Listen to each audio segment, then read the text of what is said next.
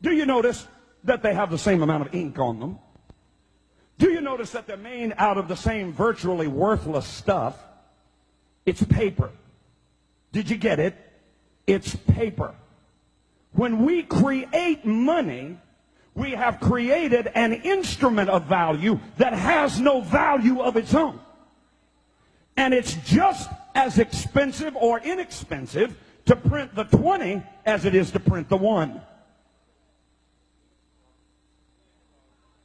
I'm here to prove to you that bankers, especially in the Federal Reserve System, make multiplied trillions of dollars and never create one thing of value. Are you with me? You want to learn this or not? Are you sure? An automaker might make 1 or 2% profit. A builder might make 10% profit. But the printers of money have no limit to the amount of money they can create and the wealth that they can create for themselves. Money's the bloodline of a civilized society. It's the instrument by which a product is sold or bought. Reduce the supply of money below the necessary levels to sustain trade. Reduce the amount of this in the system below the levels necessary to sustain the current trade, and you create a depression. In 1930, let me ask you a question. Did we not have farms? In 1930, did we not have factories? Did we have the greatest roadway system in the world at that time? Yes. Did we have the greatest communication system in the world at that time? Yes. Did we have the greatest opportunity of trade with oceans on both sides and water systems like the Mississippi River running through the width and breadth of this nation? Did we have ability to move our goods and services? Yes. Did we have transportation and roadways? Yes. What did we not? Did we lack workers? Then what happened? I'll tell you what happened. The bankers decided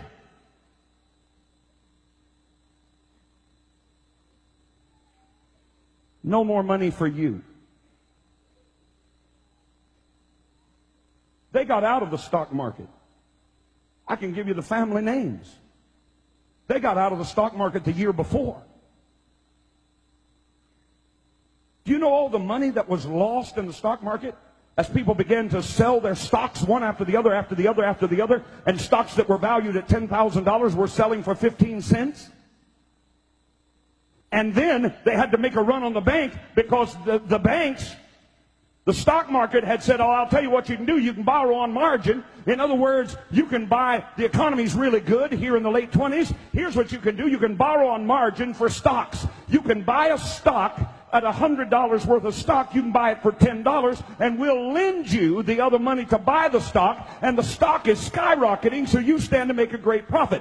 What they didn't tell the American people, and what you still don't know today, is that when they did that, they also put into that legislation that they would have a 24-hour recall. In other words, however much stock you bought, it would make a lot of money, but they could call that stock in, and you would be required not only to pay for the stock, but to pay for what you borrowed at interest from them. In other words, now you got to pay the $100 that they loaned you, but they're the ones that are calling it in. So when they called it in, you didn't have the money to pay for it, so you ran to the bank. But the bank only keeps 20% money on hand. They loan the rest of it out, so only 20% of the people could get any of their money out of the bank. So the banks collapsed, the stock market collapsed, all at the whim of the bankers who decided they wanted to make the money.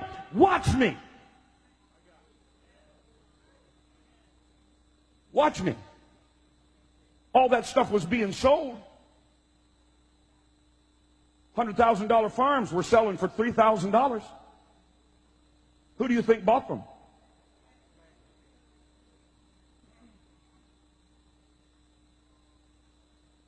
Why are you looking at me funny? You know what you're looking at? You're looking like sheep that have been led to the slaughter and didn't know it. I'm going to continue. Can I continue? We didn't lack industrial capability.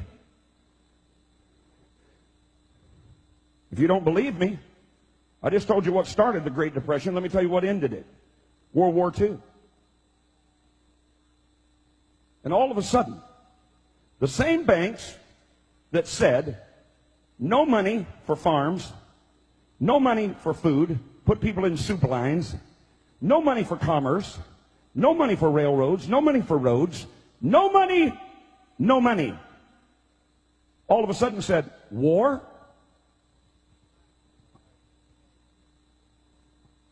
And all of a sudden, factories that were closed down began to work 3 shifts. Where'd the money come from? The same pockets that refused to give it before. Because they decide when it will be printed, how much will be printed, and how much usury or interest will be paid. Not the federal government. The federal government has no say in it, as I will prove to you. Say, debt is a devil. By the simple manipulation of a few wealthy bankers, World War II ended the Great Depression. After successive failures to convince the public of the need of a central bank by wars, these same European bankers financed both sides of the Civil War in this country. You don't even know that. Same bankers, same families, financed both sides of the Civil War. Why? They make the money.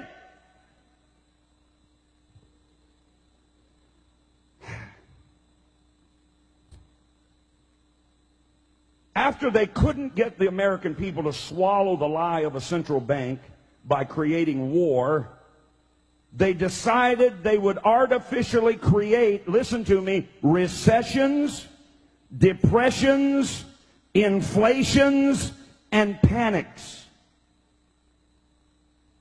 Since only a small amount of deposits are stored at the bank, about 20%, the other 80% is out on loan with security of property and your promise to pay it back. A simple rumor of a bank's insolvency would make a run on that bank. Everybody'd get nervous, go pull their money out of the bank, and that bank would collapse. And then the international bankers who started the rumor in the first place would look like prophets. P-R-O-P-H-E-T-S, prophet.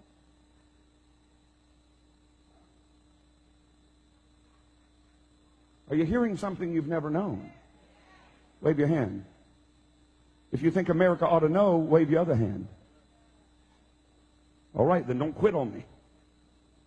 One of the key movers and shakers of this, let's get a central bank by making the people afraid by causing their banks to collapse. One of the key movers and shakers was a man by the name of, you might recognize it, J.P. Morgan. His father was an agent for the wealthy, you might know this name, Rothschild family. Here's a quote. The Federal Reserve. In 1869, J.P. Morgan went to London and reached an agreement for a company known as the Northern Securities that was intended to act as the international bank, as the agent for the Rothschild Company in the United States. The first major panic created by the international bankers occurred in 1893 when local bankers from around the nation were told to call in all their loans. Told by who? By these wealthy bankers. Senator Robert Owen testified before a congressional committee that the call on the banks, watch, testified before a congressional committee that the bank he owned, this was a senator, received from the National Bankers Association what came to be known as the Panic Circular of 1893. It stated, you will at once retire 1/3 of your circulation and call in 1/2 of all your loans. Why? Because that makes the bank collapse.